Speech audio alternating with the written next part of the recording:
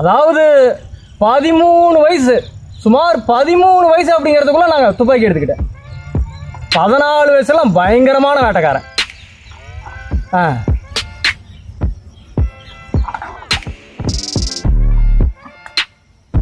வீட்டில் என்ன மாதிரி யாரும் இட முடியாது, அப்படி நான் சுட்டு பழகினேன்.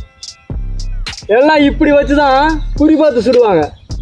ஆனால் நான் அப்படியே சொலட்டி விட்டு அப்படி நீட்டி அடித்தேன் அப்படின்னா எத்தனை 100 அடிக்க அந்த பக்கம் இருந்தாலும் குண்டு பாயிரன்னா பாயிர இடத்துல தான் பாயணும். அப்பேற்பட்ட ஆளு இந்த வீரப்பன். கோலை கிடையாது, சீரும் புலிடா.